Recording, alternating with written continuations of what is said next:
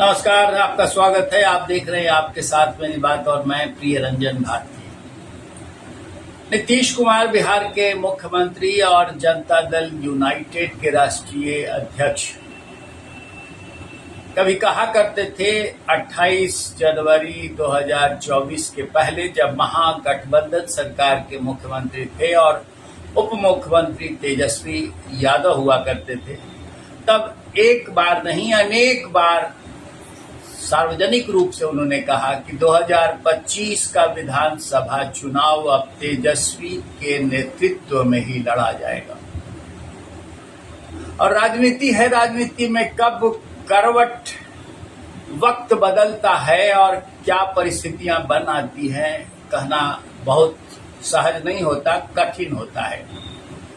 तो समय का चक्र घूम गया और नीतीश कुमार फिर एनडीए के मुख्यमंत्री बन गए। अब तेजस्वी यादव घूम घूम कर बिहार में लोगों के बीच अपनी बात कहते हुए लोकसभा चुनाव में राजद और इंडिया फ्रंट के लिए वोट तो मांगा, लेकिन अब मुख्यमंत्री का चेहरा एनडीए की तरफ से फिर नीतीश कुमार हैं और तेजस्वी यादव, जिनके लिए बार बार नीतीश कुमार कहा करते थे कि अगला विधानसभा चुनाव इनके ही नेतृत्व में लड़ा जाएगा, वो इंडिया फ्रंट के मुख्यमंत्री उम्मीदवार होंगे। लड़ाई फिर आमने सामने की होगी। लेकिन बात नीतीश कुमार की कर रहा हूं कि नीतीश कुमार वक्त के साथ कैसे अपनी सहूलियतें तलाश लेते हैं और सत्ता और सियासत की ताकत अपनी मुट्ठी में रखने के आदी हो चुके हैं। हर समय हर वक्त उनकी कोशिश यही रहती है कि ताकत हमारी मुट्ठी में हो, और फिर इस बार उन्होंने बाजी झटक ली। अब विधानसभा चुनाव तेजस्वी यादव के नेतृत्व में नीतीश कुमार तो नहीं लड़ेंगे, लेकिन हाँ, नीतीश कुमार एनडीए के अगले मुख्यमंत्री के उम्मीदवार भी पहले ही घोषित किए जा चुके हैं। संभवतः एनडीए नेताओं, भाजपा नेताओं को ये भरोसा होगा कि नीतीश के हाथ में ताकत रहने से ही ये संभावना प्रबल होगी कि एनडीए समृद्ध होगा और एकजुट रहेगा। लेकिन कुछ घटनाक्रम ऐसे तेजी से बदल रहे हैं कि चुनाव आते आते परिस्थितियां क्या करवट लेगी, कहना आसान नहीं हो सकता। और राजनीति है, राजनीति में संभावनाएं बनी रहती हैं, भविष्यवाणियां झूठी होती हैं, भविष्यवाणियों का कोई महत्व नहीं रह जाता है, भविष्यवक्ता मुंह के खा जाते हैं। तो एक और घटनाक्रम तेजी से बदला है।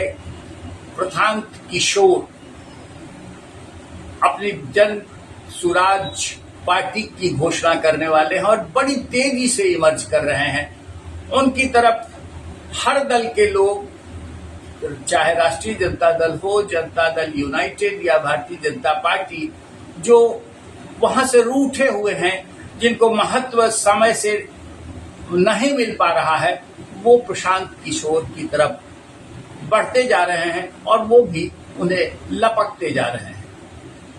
लेकिन इन पार्टियों के बीच भी बहुत कुछ सामान्य स्थितियां वैसी नहीं चल रही हैं जो चुनाव के बाद सहज कही जा सकती है। देवेश चंद्र ठाकुर लोकसभा चुनाव में सीतामढ़ी के सांसद चुने गए और नीतीश कुमार ने सबसे पहले अपने पार्टी के उम्मीदवार की घोषणा की थी, तो देवेश चंद्र ठाकुर के नाम की ही घोषणा की। देवेश चंद्र ठाकुर चुनाव लड़े, उनके खिलाफ आरजेडी ने मैदान में अपना प्रत्याशी दिया, लेकिन अब चुनाव जीतने के बाद संभव है उनकी महत्वाकांक्षाएं केंद्र में मंत्री बनने की रही हो, नहीं पूरी होने के बाद उनके बोध बदल गए हों। कुछ भी नहीं कहा जा सकता कि किस कारण से वो बोल रहे हैं, लेकिन उनके जो बोल बदले हैं वो खतरे की घंटी से कम नहीं।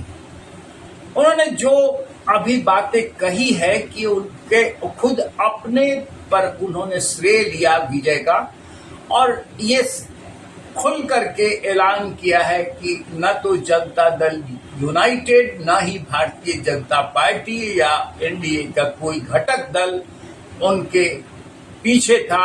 वो खुद अपनी ताकत से और जनता से जुड़े उनके वर्षों के सरोकार के कारण चुनाव जीते। नीतीश कुमार की पार्टी के सबसे पहले उम्मीदवार घोषित किए गए देवेश चंद्र ठाकुर, लेकिन नीतीश कुमार ने उनके इन बयानों पर कहीं कोई टीका टिप्पणी नहीं की है। संकेत क्या कराता है, उन्होंने दूसरे इशारों में लालू प्रसाद यादव की तारीफ भी कर दी है।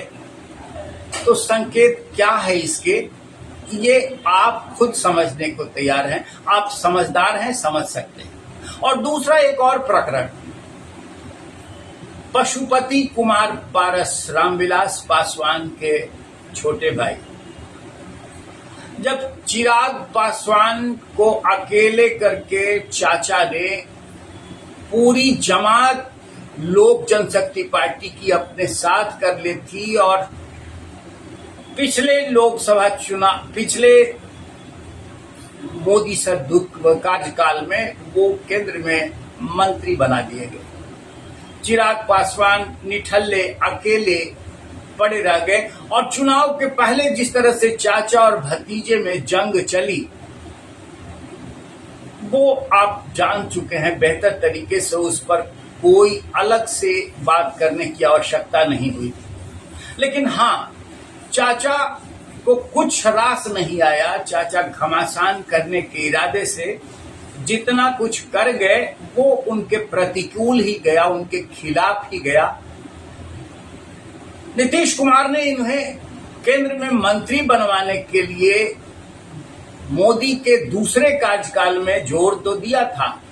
पिछले विधानसभा चुनाव में जो कसक रह गई थी चिराग पासवान से, उसका बदला लेने के लिए। लेकिन अब इस लोकसभा चुनाव में जब चिराग पासवान को भारतीय जनता पार्टी ने महत्व दिया और लोजपा को अगर 5 सीटें दी तो सिर्फ चिराग पासवान को चाचा पूरी तरह से निराश अकेले पड़ गए और उन्होंने अंततोगत्वा फैसला कर लिया कि वो एनडीए से नहीं अलग होंगे। सभी सीटों पर 40 की 40 सीटों पर लोकसभा चुनाव में एनडीए के प्रत्याशियों को जितवाने में मदद करेंगे। उनकी भूमिका कहीं किसी काम तो नहीं आई और ना ही कोई चर्चा का विषय बनी। लेकिन अब जब विधानसभा चुनाव के पहले विधानसभा की कुछ सीटों पर उपचुनाव होने हैं, तो तरारी विधानसभा उपचुनाव के लिए उन्होंने सुनील पांडे, जो पहले जनता दल यू के विधायक रह चुके हैं, आज उनकी पार्टी में है, उनके लिए जो आजमाइश कर रहे हैं। चाह रहे हैं कि सुनील पांडे को टिकट दे दिया जाए, एनडीए के प्रत्याशी बन जाए। लेकिन वो सीट भारतीय जनता पार्टी के हिस्से गई है। अब इस जोर आजमाइश में नीतीश कुमार पूरी तरह से मौन साधे हुए। वही नीतीश कुमार जिन्होंने पशुपति पारस को केंद्र में मोदी के दूसरे कार्यकाल में मंत्री बनवाने के लिए सारे प्रयास, एड़ी चोटी का पसीना एक कर दिया था, वो मौन साधे हुए हैं। सीट भाजपा के हाथ में है और भाजपा इन्हें आईना दिखा रही है।